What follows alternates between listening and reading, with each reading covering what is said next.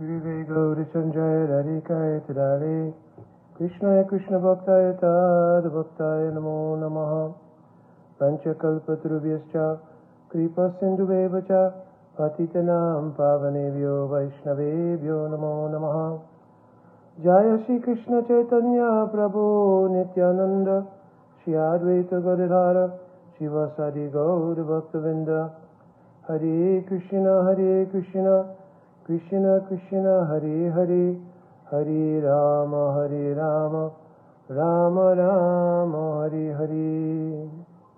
Dandavat Pranam devotees. So I'm trying to do a pretty succinct video that deals with a very important sort of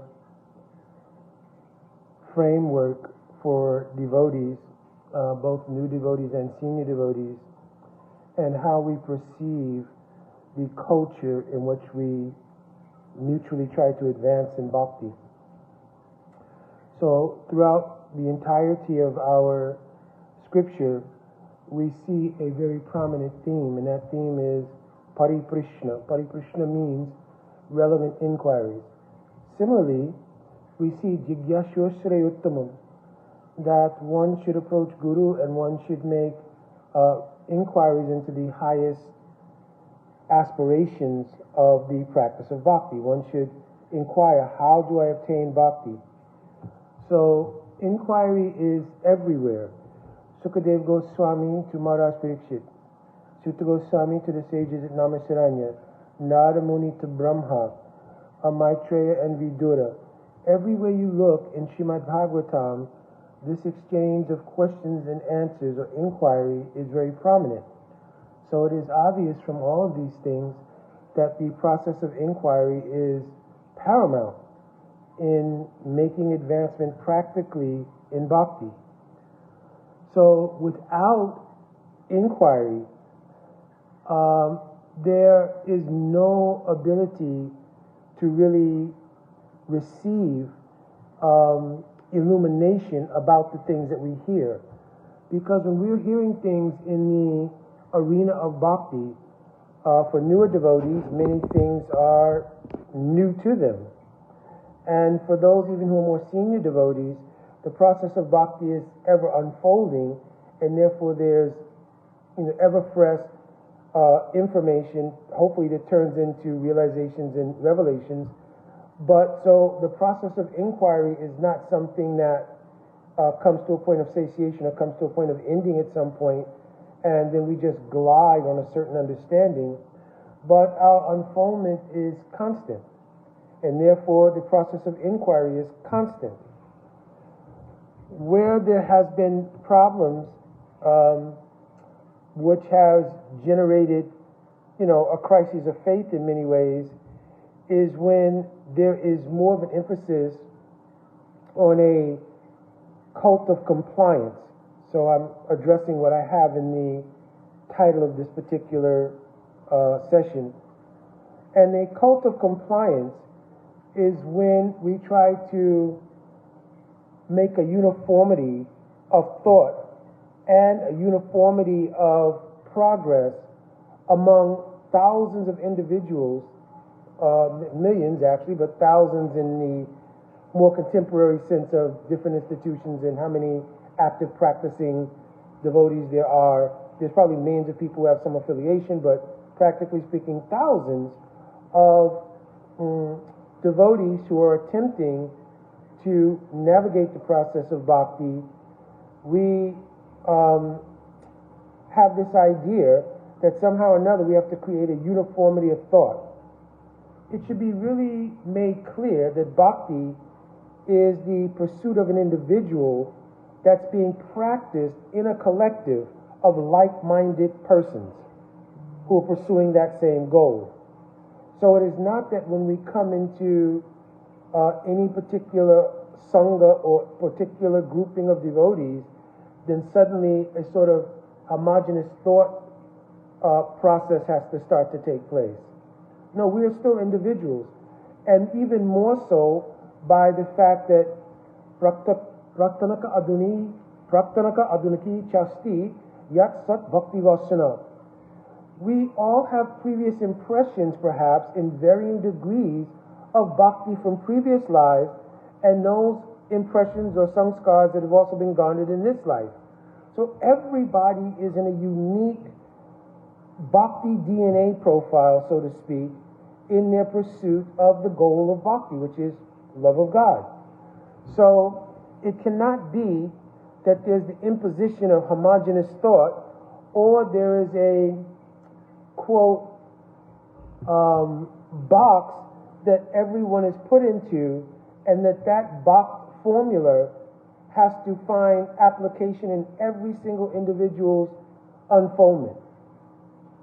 Other than that, then sometimes there's a weaponization of the acharya, right, in any institution. So it doesn't have to be specific to a particular institution, but then there's a weaponizing of the acharya whom everyone is following, and there's a, well, the acharya said like this, and then filtering that through one's own understanding, and perhaps a consensus sort of understanding that has become what is the sort of, for lack of a better word, that imposed homogeneous thought process. Everybody should comply with this kind of understanding. And we don't encourage inquiry, we don't encourage investigation, we don't encourage pursuit of anything outside of what the homogeneous thought process is. So obviously this is very, very detrimental to growth in bhakti. Many people who come to the path found something probably inspired from their previous, or obviously inspired from their previous samskars in bhakti. They found a resonance with this process. They found a resonance with this practice. And they came to the practice with a very open mind in most cases of how to proceed forward. So what happens to those persons then becomes very, very important as to how their unfoldment will actually shape out. If we, again, create a cult of compliance rather than a culture of inquiry and individual growth, then we will find that there are many, many problems which will automatically manifest from that. So, for instance, one of the things that happens in a cult of compliance is that there is a ceiling set for where and how far devotees can go within the context of that cult of compliance. So let me give a practical example so it doesn't seem so abstract. So, practically speaking, when many devotees inquire about things which are related to the sadhya of bhakti, the word sadhya means the goal of bhakti. What is Krishna prema? What is bhav? What is the nature of prema as it functions in the Leela of Krishna? What is the position of those who possess the greatest love for Krishna, the gopis, especially Srimati Radharani? What is the nature of my spiritual existence? How is my spiritual existence accomplished? What is the nature of having a spiritual body, a siddha deha, etc.? So whenever questions regarding things in the sadhya come up, because there may not be a universal realization among the sort of leadership in any given group, right? There may not be an actual everybody's at the same exact point, right? The tendency is to then impose a ceiling. And what this ceiling does is it creates a socio-spatial relationship. And what I mean by that is it allows that those who consider themselves and are seen by others as more senior to maintain a kind of status of being like that. And if they are unable to fulfill that dynamic by being able to be siddhantavit, means to understand clearly the siddhanta and be able to answer all of these things, the tendency is to crush that level of inquiry. To minimize that level of inquiry is unnecessary, irrelevant to you, etc., etc. Therefore, whenever it comes up, the the methodology or tactic that's used to address it, if it's not outright dismissal, is the association of the question with disastrous results of persons who inquired about it previously or attempted to act on it previously. So I'm giving an example. I heard once when a devotee inquired about the stage at which Raga Nuga Bhakti begins. So first there was no explanation. What is Rag? What does it mean to be Raga Nuga? What is Srila Prabhupada's statements on Raga Nuga? What are our previous Acharya statements on Raga Nuga? How does Raga Nuga relate to the practice we're currently doing? None of that was explained. What was explained was that it only happens when you're a pure devotee. So obviously that answer is incorrect, because if you're a pure devotee, then you're not performing Raga Nuga Bhakti, because Raga Nuga Bhakti is a sadhana. You understand? If you've obtained Siddhi, then you're not doing Raga Nuga Bhakti. Right? Because you've obtained your Siddhi. So Rupa Goswami has written there are two kinds of sadhana. Vaidhi sadhana bhakti, Raga Nuga sadhana bhakti. So Raga Nuga Bhakti is a sadhana. So if you've obtained Siddhi already, that's not the time you start the practice of Raga Nuga Bhakti. So first, the general answer was spontaneous, but it was wrong. And then secondly, the person went on to give the example of somebody who was doing book distribution. And another thing that often comes up is taking something that is very heartfelt, to, for instance, to our Srila Prabhupada, book distribution. It is to all of our acharyas. Going back to Jiva Goswami's desire to have the books of the Goswamis distributed by Narottam Srinivasa and Shamananda. The very famous pastime of them taking the books and going back towards Bengal to distribute those books, which have all been written by the Goswami Varga in Vrindavan, and the stealing of the books by Maharaj Virambir, etc., etc. So book distribution is dear to the heart of all of our acharyas. It was in particularly dear to the heart of Srila Bhaktisiddhanta Saraswati Thakur, our Srila Prabhupada, my Guru Padma. So book distribution is very prominent. So then to take examples like I'm about to mention, where a devotee was doing book distribution and he was doing very well, but then one day he inquired about Raga Nuga Bhakti, and when he made that inquiry, from that day his mind changed and he began to deviate in his service. Then he became attracted to a homosexual relationship. So the story really went so far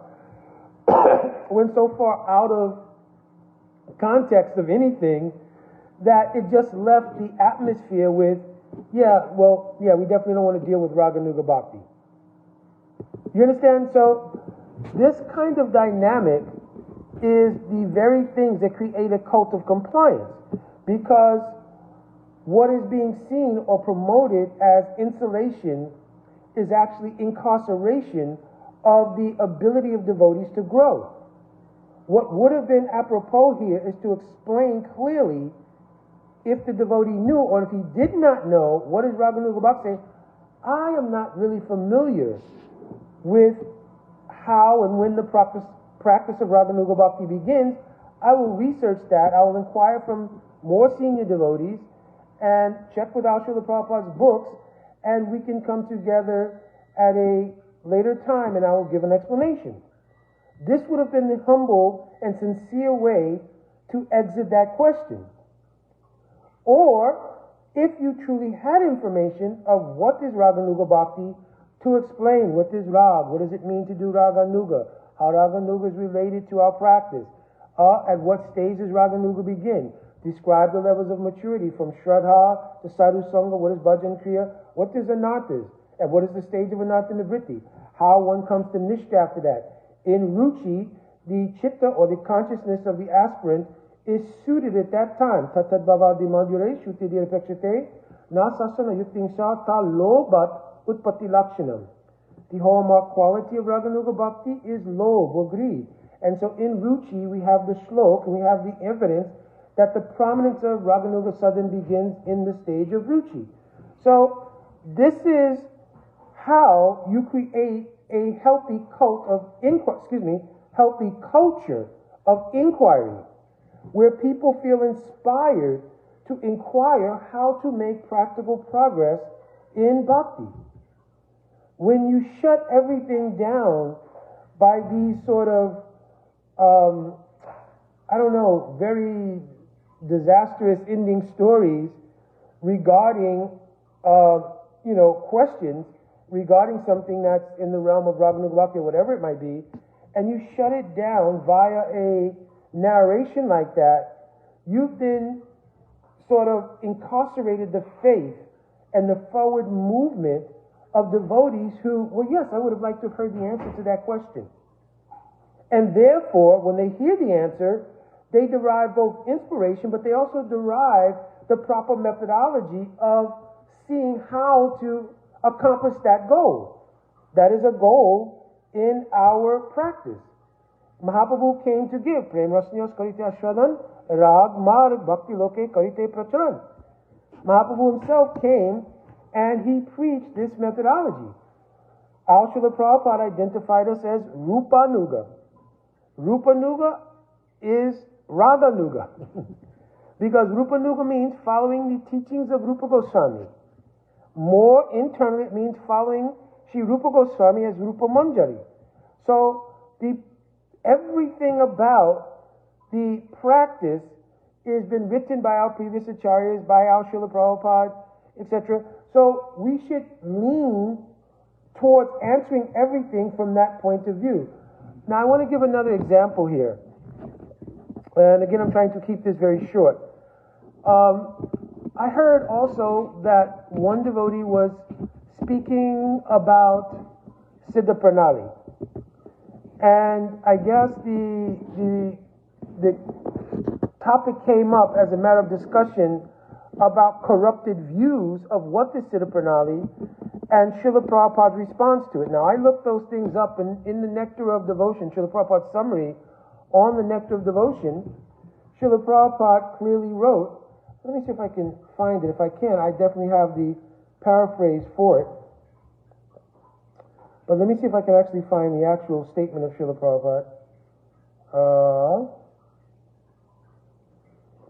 Because I like to always quote from Srila Prabhupada directly when it comes to these things, so there's not any confusion. I found it.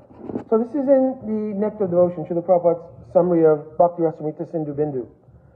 And a devotee inquired, I guess, about Siddha Pranali. So then Srila Prabhupada writes, in this connection, no, actually this wasn't an inquiry, this was just Srila Prabhupada writing, I think, in the context of discussing many things regarding receiving the Siddha Dehar or our Siddha Dehar, etc. So these are quotes. In this connection, we should be careful about the so-called Siddha Pranali. So first and foremost, now, Srila Prabhupada says, in this connection, we should be careful about not Siddha Pranali, so-called Siddha Pranali, right? The Siddha Pranali process is followed by a class of men who are not very authorized and who have manufactured their own way of devotional service. They imagine that they have become associates of the Lord simply by thinking of themselves like that. So first and foremost, Srila Prabhupada has qualified whom he's talking about in relation to so-called Siddha Pranali. So this raises the question, well then, is there such a thing as Siddha Pranali genuinely, or is the whole entire concept of Siddha Pranali like what's being described here? Right? So then we have to go on to see if what's what. So I'll now read from a conversation that Srila Prabhupada had with one devotee. This conversation is available on Srila Prabhupada's memories. The devotee's name is Rishikeshananda. If I don't mention his name, you won't be able to find that particular remembrance tape. And it's also been documented in many, many places in regards to this conversation. By the way, Rishikeshananda Prabhu, he was a Srila Prabhupada disciple, from what I understand. But anyway, you can look up his history and everything. I want to try to make this video short, so you can look up his history and everything. Now, he was a person, when he came to Srila Prabhupada, he was going to help because he had become fluent in Sanskrit and Bengali and Hindi, etc. So Srila Prabhupada wanted to engage him in translation work, and they wanted to have the translation of Chaitanya Charitamrita. I happened to be in Los Angeles in 1975 when they had that marathon working on Chaitanya Charitamrita, working on the books in general, but I believe it was especially on Chaitanya Charitamrita. So, but he had a small copy of the Upadeshamrita of Rupa Goswami. And he mentioned to Srila Prabhupada, you know, this is only 11 verses. And these 11 verses can easily be translated. And Srila Prabhupada agreed, and Srila Prabhupada went with him at that time, and they translated what became Nectar of Instruction, or Upadeshamrita. So in the course of the conversation that he was having with Srila Prabhupada, this topic comes up. So, Rishikeshananda asked Srila Prabhupada, speaking now, about Nitya Lila, Siddha Pranali, Ashtakaliya Lila, Smaran, right? Gurudev, so he's addressing Srila Prabhupada. So he's asking a question, are these things right? Srila Prabhupada said, yes, but who is Siddha? In other words, the things themselves, yes, they're true, but who's Siddha? That should be understood. Who's Siddha? 1 out of 1,000,000 seekers. This is Rishikeshananda. Let me be careful to when Srila Prabhupada is speaking, when he's speaking.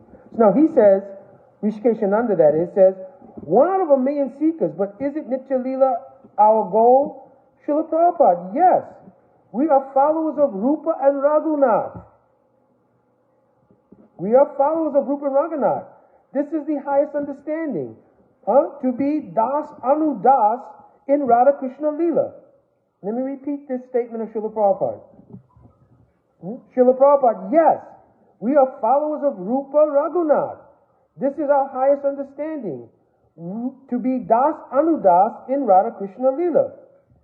Rishikeshananda Prabhu. But what about Siddha Pranali? How do we qualify? Who will give it? Srila Prabhupada. Srila Prabhupada. Guru will give. There is no material consideration about Guru. Is here or there. When you reach that level, Guru will give. So now immediately we have to go back and ask, if the entire process is bogus, how will Srila Prabhupada affirm to Rishikeshananda that Guru will give? Now, I'm just doing this to first clarify the difference between what is bona fide process of Siddha Pranali, and I'm going to give some history and everything else in a second, but I first wanted to get Srila Prabhupada's own statements regarding so-called Siddha Pranali that he qualified by the unscrupulous and ill-practicing persons that he gave a description of earlier, and his conversation on the Siddhanta or the actuality of Siddha Pranali in a discussion regarding writing in Nectar of Instruction and so forth and so on, right? So he's having a conversation here where he's describing what actual process is, not the artificial so-called process, right? Rishikeshananda. Gurudev, what about Manasi Seva, like the Brahmin who burnt his finger while in meditation? A very famous pastime. One Brahmin was serving sweet rice. Srila Prabhupada has this in his summary of Nectar Devotion. And while he was meditating, he wanted to check the sweet rice and actually burnt his finger. And then in his conscious state, what's called Bahir Dasa, he saw that his finger was actually burnt from what he was doing internally, which is called Antradasha. Right? Srila Prabhupada, Krishna makes no distinction, but if you serve Krishna by mind, Manasa Seva, Krishna will accept. That is sure. Rishikeshananda, Gurudev, whenever I mention anything about Raganuga Bhakti, many of my god brothers get angry and say it is all a bunch of Gaudiya Mat nonsense. And you never taught that. Srila Prabhupada. Srila Prabhupada. I lost my place for a second here. Srila Prabhupada. Everything is coming. They will also know it. Everything is coming. They will also know it. Rishikeshananda Prabhu. Gurudev. What about Raganuga Bhakti? What is the eternal relationship between us, disciples, and you? Srila Prabhupada quoting the last part of a famous prayer of to Sri Guru. Nikunja yuno rati keli siddhai, yad ali bhiya yuktira pakshaniyai. So this is obviously from Guru Astakam of Srila Vishwanath Chakravarti Thakur Prabhupada. Srila Prabhupada said, Tatrari ati dakshad. Tatri dakshad, right? Ati valabhasya. Vande Guroshi charanandavindam. The spiritual master is very dear because he's expert in assisting the gopis. So the Guru is serving under his master, and you all, my disciples in quote, can do likewise. In Nitya Leela, every disciple thinks like that. My master is the most dear to Radha Krishna. Rishikeshananda, so I'm coming to the end of their conversation. So that means my relationship with you is eternal. That it will continue in Nitya Leela in the sweetness of Goloka Vrindavan, Gokul Vrindavan. Srila Prabhupada, yes. Srila Prabhupada ki jai, etc. So, when we start to sort of take things that Srila Prabhupada says, we have to be careful for two things. One is not to weaponize them under that group dynamic of cult of compliance. But we have to create the culture of inquiry by genuinely answering the questions according to the full spectrum of what Srila Prabhupada has written. This is not hard to find. It's not hard to find. It's documented in many places. It's written by Rishikeshananda Prabhu. The video is there. Now, if we wanted to do more vetting, even of what's spoken here, obviously in Srila Prabhupada's books, when you read them deeply, you'll find the same conceptions are being taught in Srila Prabhupada's books themselves. So you have both Srila Prabhupada's books and writings. I can quote you several shlokas from Chaitanya Charitamrita, like Antrabahir, Ihai Duitara Sadhan. Right? Srila Prabhupada is describing, quoting Chaitanya Charitamrita, two kinds of sadhan. Internal, Bahir, and internal and external. Bahir means external, and Antra means internal. And he describes two kinds of practices. Bahir sadhaka deha, Shravanam Kirtanam, Nija, Mone Nija, Koriya Bhavan, Ratni Dine, Raja Krishnera, Kare Shevan. Right? I may have mispronounced in this verse, but it's in Chaitanya Charitamrita. Right? I think it's in Madhya Leela chapter 8. Understand? Ramananda Samvad. So Srila Prabhupada is describing in these places what is the nature of Raganuga, Siddha Pranali, all these things he's describing. So let me particularly address Siddha Pranali. Siddha Pranali appears first in a way in the writing of our Goswami Varga when they describe Visesh Sambandha Gyan. So Jiva Goswami Pad is written in Bhakti Sandarbha describing Diksha. And he's written Divya Gyanahiyanta Shimanti Matre Bhagavad Sarup Gyanam Tena Bhagavad Visesh Sambandham Ganangscha. So the word Visesh Sambandha means the particular type of relationship we have with a particular form of Krishna. So this is what that verse describes as the meaning of Divya Gyana, transcendental knowledge, which is one of the aspects of Diksha. Diksha is described to be in two aspects, the giving of Divya Gyan and Kshiyate Papanasanam, the potency coming from Guru to remove anartha, sins, etc., etc. Alright?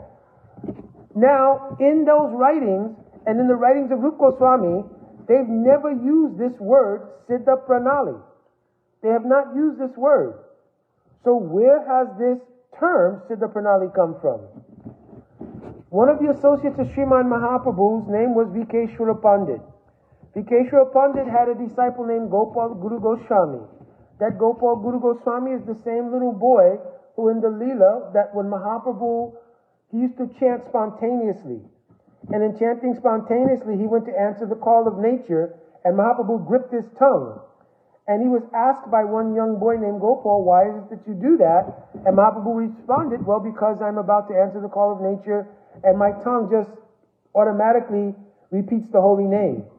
So Gopal mentioned, won't it be true that at the time of leaving this world, we may be in a very unclean condition, but we're recommended to chant the name. So obviously this is a Leela Mahaprabhu to glorify both Harinam and to glorify Gopal, who later becomes Gopal Guru Goswami. You understand? So that Gopal Guru Goswami, with his disciple Dhyan Chandra Goswami, wrote a Padati. A Padati is a methodology book of how to practice bhajan. In that methodology book, they identify the 11 elements: Nam, Rup, Ves, Vyas, Sambandha, Yuta, Agyay, Parakashta, Seva, Palidhasibhava, and Nivasakaha. So they identify 11 different elements of the actual composition of the Siddha Deha. Understand? So it was not originally done there, but they identified those 11 things. They've always been there in our line. But in the Padati, the identifying of these 11 things and the process of Siddha Pranali, or the giving or awarding of the 11 elements of the Siddha Deha as part of the practice of bhajan. You understand? Now, both Gopal Guru Goswami and Dhyanachandra Goswami, highly qualified pure Vaishnavas. There's no question of this. You understand? The practice of that entire period, coming from Mahaprabhu all the way down to Bhaktivinoda Thakur, and the transition with Srila Bhaktisiddhanta Saraswati Thakur, this was the practice. But the practice was among those who were qualified for it. Now, what does the word Siddha Pranali mean? Pranali means a channel, much in the same way Parampara means a channel. How do we receive spiritual knowledge and spiritual potency? Evam Parampara Praptam Imam Rajasayo Vidu, Krishna described in Bhagavad Gita. Through Parampara, Pranali means a Parampara. That's what a Pranali is. It's a channel. Siddha means it should be a channel of those who are Siddha. That is the meaning, Siddha Pranali. A channel or Parampara of Siddhas.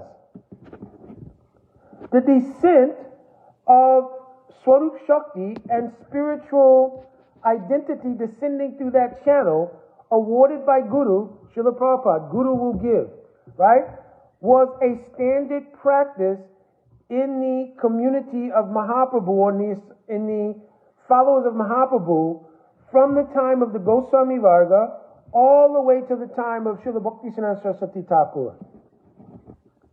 Now, it is not, and this has been well researched, that every single line coming from Mahaprabhu gave Siddha Pranali at the time of Diksha. That was not a universal thing. Siddha Pranali is given at the time of qualification. Bhaktivinoda Thakur is writing in Jaiva Dharma. Guru does Ruchi Pariksha.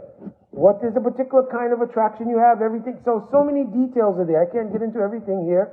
But there's so many details in this.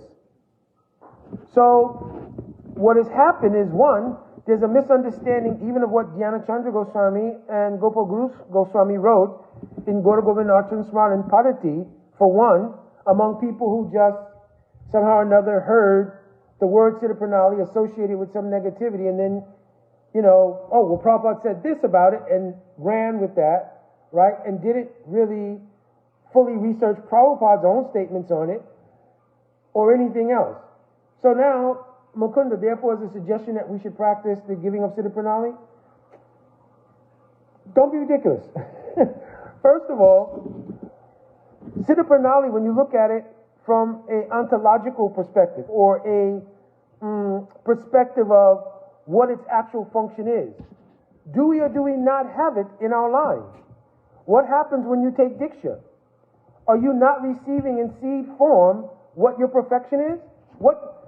Here's another problem. Many devotees are taking Diksha, they don't even know what it is. They've only associated Diksha with the external features of Diksha, like being able to now render service on the altar. But the internal purpose of Diksha I described. is to give particular focus, ekantic focus on a particular form of the Lord and a particular relationship with the Lord. This is what Jiva Goswami has written clearly about the meaning of the word Diksha.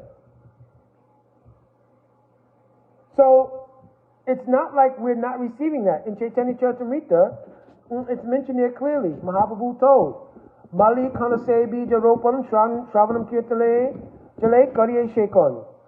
Become like a gardener.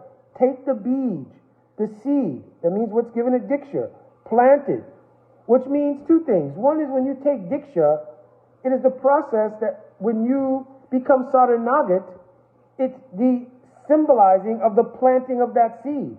If you're not Saranagat, that seed of the perfection of bhakti, your relationship, your form of Bhagavan that's exclusive to you, all of that remains in seed form and can't fructify unless you become Saranagat. Mukunda, what is the proof for that? Diksha kale, bhakta gane, kari atma samarpan. Diksha kale, bhakta gane. The devotee at the time of Diksha, atma samarpan, when they become Saranagat, say kale, Krishna kare, Kare Atmasam. At that time, Krishna allows the flow of Swarup Shakti, which is the revelatory power. Who am I? Who is Bhagavan? What is our relationship? To completely flow. At the time, the devotee becomes Saranagat. Prahlad Maharaj also mentioned, doing the 9 angas of bhakti. First, Iti Pumsaprita Vishnu Bhaktaschin Navalakshan. You have to first become Saranagat, and then effectively practice the 9 angas of bhakti. Similarly, in Chaitanya Charitamrita is mentioned, the revelation of what is what will come at the time of Diksha Kale, Bhakta Kale, Atma Samarpan. When you become Samarpan means Saranagat. So this becomes a big part of the problem. So at the time of Diksha, we receive the seed of all of these things. Mahaprabhu said, you have to now plant that seed, means become Saranagat. You understand? Then Shravanam Kirtane Jale Kariye Shekon. Then you water it through the practice of bhakti, which is predominated by Shravan Kirtan. You understand? So Siddha effectively is the process which everyone goes through in order to receive Diksha. That process is essentially what Siddha is. Corrupted forms of Siddha are certainly there, just like corrupted forms of the practice of bhakti in any institution have been there. Devotees have come up with all kinds of apasiddhantic ideas and practices. So that's not exclusive to any one community, any one concept in bhakti or anything else. So we have to just be very careful. And if we kill the culture of inquiry and replace it with a cult of compliance, young devotees coming up and aspirants will never come to understand these things clearly. And those who are pushing a cult of compliance, in many cases do so to avoid being responsible to explain these things, either for want of knowledge themselves of it, or as, I don't know, some kind of egoistic posture to keep the social-spatial relationship that I talked about. We're the advanced, mature disciples of the Acharya, etc., and everybody else should come in our wake, so to speak. Discounting the individuality of people who may have been practicing many lifetimes. You understand? So, and of course, if the principle, the operating principle is Trenadapi Sunichena, right, this wouldn't be happening anyway, because everybody would be thinking from the position of humility. You understand? So, again, let me just give a summary here. Basically, one is that the culture of inquiry is essential to progress in bhakti. And culture of inquiry means somebody's inquiring and somebody's answering. That means the inquirer needs to be sincere and the person who's answering needs to be qualified to answer the question. If not, then the Trenadapi Sunich thing to do would be to say, I am not actually sure. I've not done study deeply into this thing. I will research and get back to you, or I will point you in the direction of somebody who can answer your question adequately. The whole idea of then creating, all these negative affiliations and so forth, it's actually destructive to the faith process of the aspirant. It's not helpful. You tell people, well, have you realized you're not this body? That has nothing to do with the question, and they're trying to realize they're not the body. Your explaining clearly would go a longer way in helping people to realize, no, you're not the body, because they're getting a true understanding. Right now, they've just been embarrassed in a crowd. Or right now, they just felt like, well, my questions are foolish. Therefore, they'll take caution in asking questions in the future. So rather than being inspired, they'll be intimidated.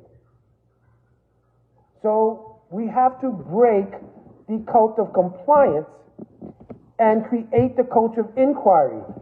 And if you don't feel the sense of compassion to people, to, in a humble way, say, I don't know. If I don't know something, if I cannot quote Sastra and affirm something I'm saying, I will tell people, I am not sure about this. Let me research it. I will check with my Shiksha Gurus. I'll check with senior devotees. I'll give you their information. You can ask more senior devotees. But this idea of shutting off inquiry by weaponizing what somebody has gleaned from a statement of Srila Prabhupada or Srila Gurudev or any other acharya, this is very harmful to the progress of devotees. If a devotee was intelligent enough to navigate their way through the entire material social fabric to come to the practice of bhakti, don't think that they're so dull they can't understand if you try to give explanations. Now, they may not digest everything, but that is the duty of those who want to be preachers in the line of Mahaprabhu, to then make the adjustments to strengthen what they can understand and set the table for future understanding. But shutting down the process of inquiry by making them feel a sense of intimidation or inadequacy or stupidity or any other negative feeling, and therefore pushing them into a cult of compliance, just kind of go along with the normative structure of what has been the ceiling of what is expected of us to understand. This starts to become a neo-Krishna Christianity model. Well, the Acharya was a pure devotee. He's going to save everyone. Just stand by. Don't go too deep. Don't try to understand too deep or practice too deep. Just hang in there, die, and it'll all happen. So stop, basically. Stop. Have heart compassion. And for one's own edification, try to study deeply. Try to practice deeply. Right? And then try to help others as well. This is compassion. This is truly compassion. Other than that, it's kind of, and if it's being done because a person is just thinking they're doing the right thing, then hopefully, if somebody hears this or the word spreads about this, because I'm not the only one speaking like this, then they'll maybe make a reconsideration. Or, if they have that kind of doubt, then sit with someone and say, listen, well, this is what I've been feeling, this is how I've understood Srila Prabhupada, and allow even devotees to hear the various sides of a discussion. It's almost always done in darkness. It's always done behind the scenes, and so forth and so on. It seems to never come out. Well, let's have a discussion. Let's have an open forum and kind of discuss it. Get clarity on it. Right? I've tried to be brief here, so whatever mistakes I might have made historically and so forth and so on, you please forgive that. I didn't sit to do a more thorough presentation on it. It's from what I have, remembering off the top of my mind, with emphasis on really wanting to more emphasize the whole idea of establishing the culture of inquiry. And by the way, wherever I've seen any leader in any particular group maintain that culture of inquiry, their particular group in terms of bhakti is flourishing. And we should not conflate flourishing of externals with the flourishing of bhakti. You could have magnificent temples, buildings, structures, money, members with money, this thing, that thing, etc. But if bhakti is not flourishing there, it's not bhakti, plain and simple. Right? So we cannot conflate and measure things by how things look externally. We'll have to see, is bhakti present there? You understand? Alright. Vancha kalpa tarubhyascha kripa sindhuvevacha patitanam pavanebhyo vaishnavebhyo namo namaha. Jai Hari Bol, Hare Krishna.